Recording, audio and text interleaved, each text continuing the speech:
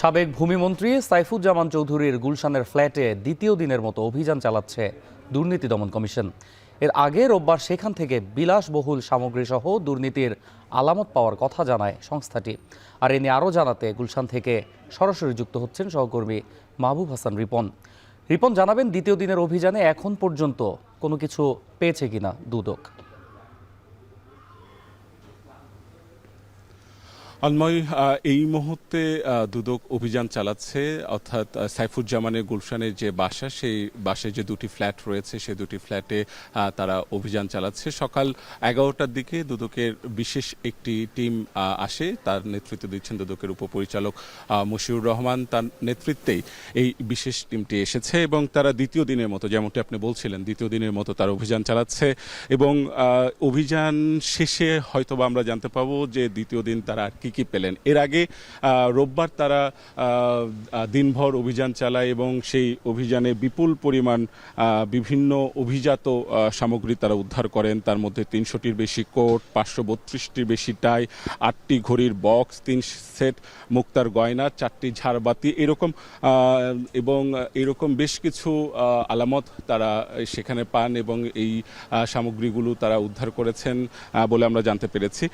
যেটি হয়েছে যে আদালত 2 জুলাই একটি আদেশ দিয়েছিলেন, সেই আদেশের পরিপ্রেক্ষিতেই সাইফুজ্জামানের গুলশানে যে দুটি ফ্ল্যাট রয়েছে সেই ফ্ল্যাটের যে নিয়ন্ত্রণ, ব্যবস্থাপনা এবং তদারকি, সেই দায়িত্বটি দুদক নিয়ে নেয় এবং তারই প্রেক্ষিতেই দুদক কিন্তু এই অভিযান চালিয়েছে। এবং এর আগে আপনি জানেন যে সাইফুজ্জামান বিগত সরকারের প্রভাবশালী মন্ত্রী ছিলেন। তার আগে 2014 থেকে 2018 সাল পর্যন্ত তিনি প্রতিমন্ত্রীর দায়িত্ব পালন করেছেন।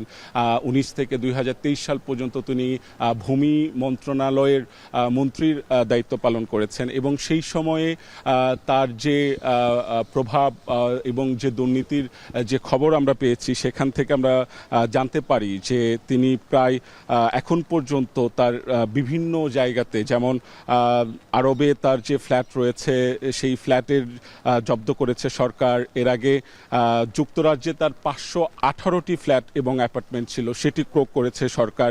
এই সমস্ত কিছু মিলে তার এখন পর্যন্ত 2320 কোটি টাকার সম্পদ তিনি তার যে সম্পদের পরিমাণ সেটি কিন্তু উদ্ধার করে সরকার।